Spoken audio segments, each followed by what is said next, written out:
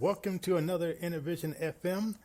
And on today's show, we're going to have story time. So, how does that sound to you? I keep moving the time down to figure out the best time for algorithms with YouTube and Facebook, YouTube and Facebook and Twitter. So, if the show is moving down a little bit, once we get that stride, then we'll know that's the best time to release our show.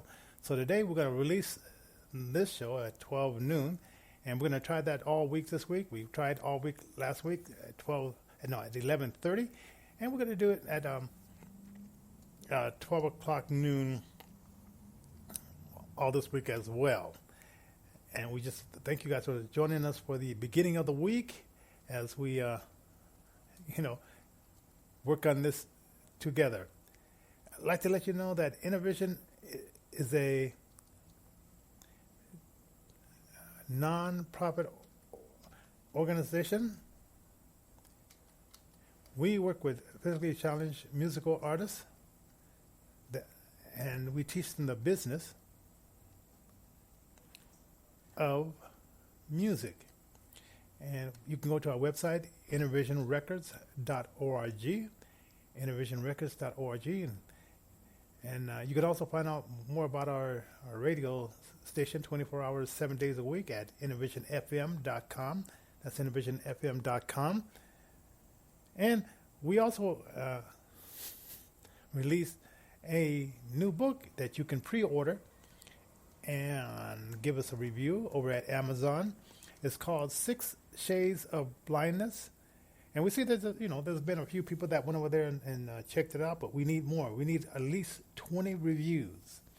So if you don't see 20 reviews here, if you see 0, then that's you. Go there and give us a review of our book, 6 Shades of Blindness.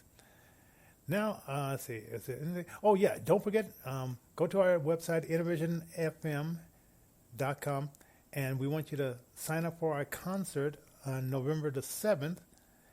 We know how many people have signed up so far. We need more because our goal is to raise $10,000, and 40% of that will go towards the artists to help them and bless them because we had to cancel our concert in April.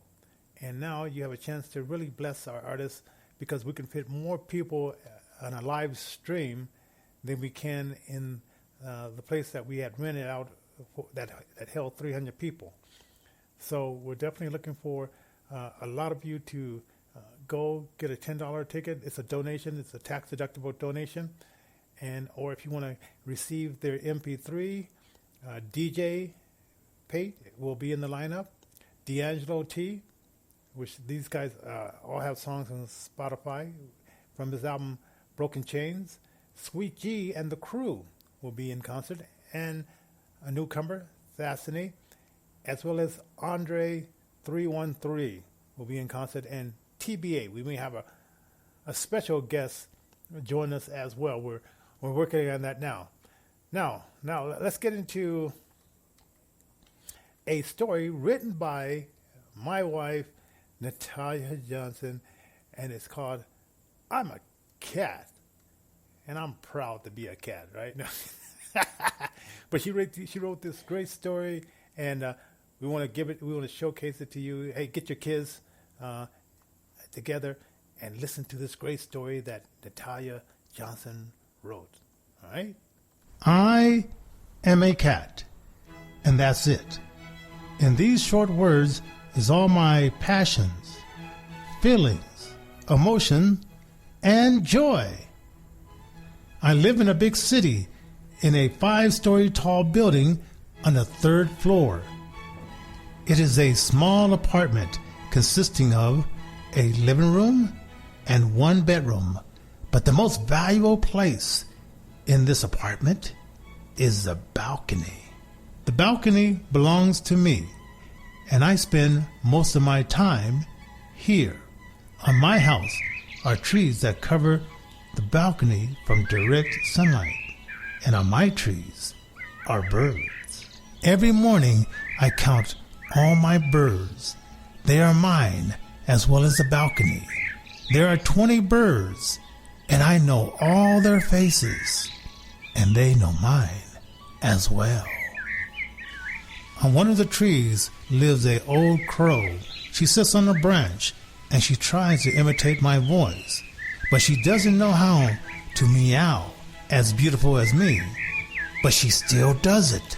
So she tries to tease me because she wants me to jump on her, hang on a tree, or even fall to the ground. But I do not give in to these provocations because I'm smart and I do not pay attention to them. She's mad at me because of that, but I do not care because that is her problem. In the tree lives pigeons, sparrows, and ticks, and I've given them all names that are appropriate to their character and their appearance. Sometimes in my yard flies starlings and crows. These birds are from the park at the end of the street.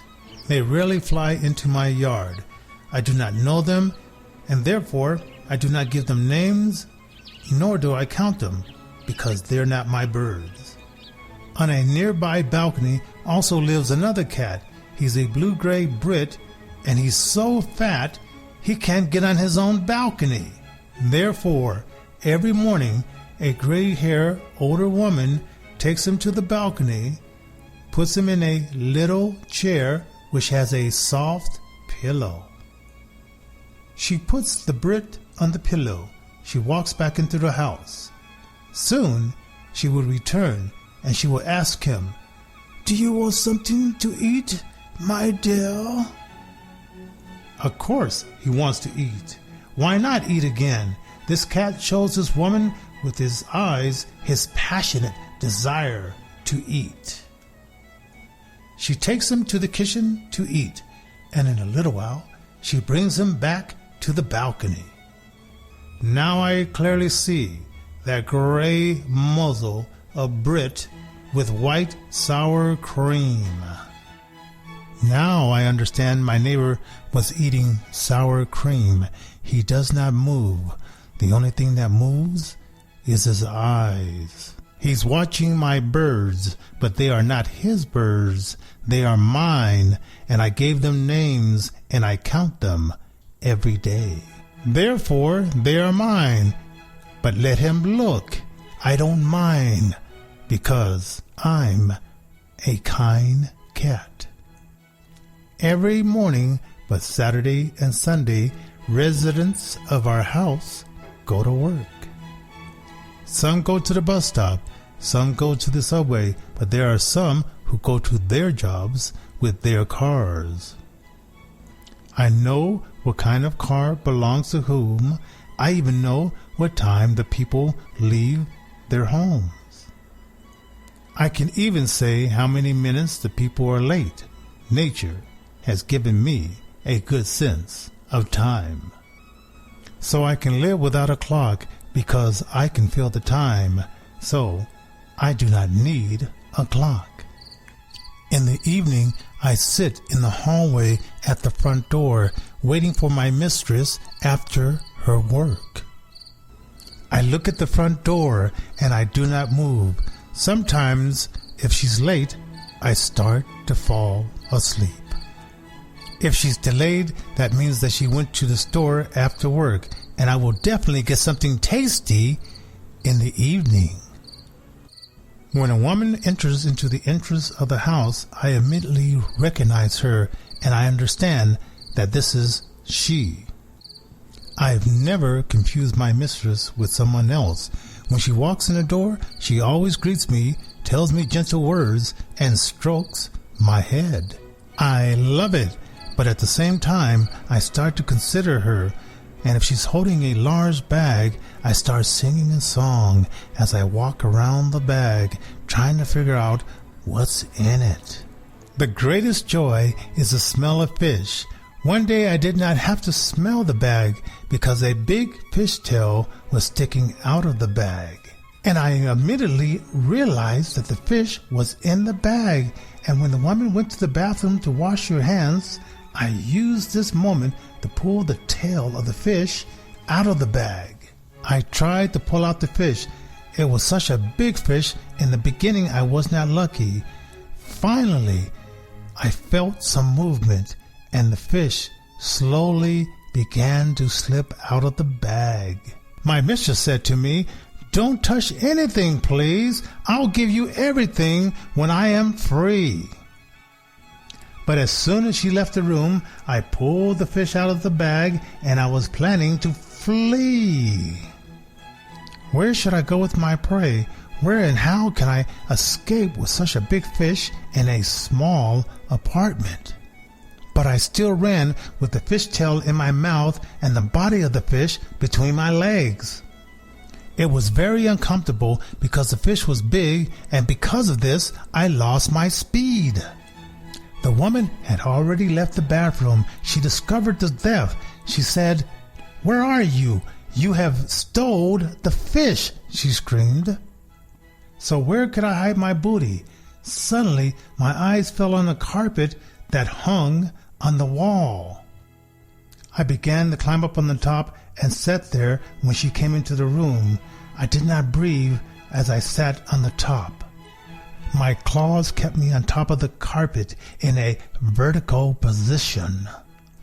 The fish was firmly clamped in my teeth, and I kept it between my legs. The mistress looks around the room and says, "I know you're here. I can feel the smell of fish. Where are you?" And then the fish began to slowly slide down. It was so slippery and big, I was not able to hold it. Finally, my booty dropped on the floor, and she looked up and saw me on the ceiling. Grip claws in the carpet, and the operation failed. She came to me, took me off the carpet, stroked me, and called me a little thief. Then, raising the fish from the floor, we went into the kitchen together. I cannot say I felt bad. I didn't feel guilty. I just felt relaxed and comfortable in her arms. And I continue to feel her love. Even when she scolds me, I feel her love in her voice. I do not know why I do it. I cannot explain my theft. At such time, I just can't control myself. I just follow my feline instincts. So there goes my life, day after day, week after week. When they found me on the street, I was a little kitten. Then I could fit in the palms of my mistress' hands. Now I'm a big cat, and if I'm lying on the armchair in the living room, then on the armchair, no one can sit down because I occupy all of it. Everyone knows that this is my seat, and no one can sit on it. And I love it. Okay. And that's I'm a Cat. And you can hear stories like that on our Saturday morning, 9 a.m. show, Fairy Tales for Children on Innovision FM. So that starts next Saturday. So tune in to Innovision FM at 9 a.m. next Saturday, Mountain Time. And you can hear stories like that.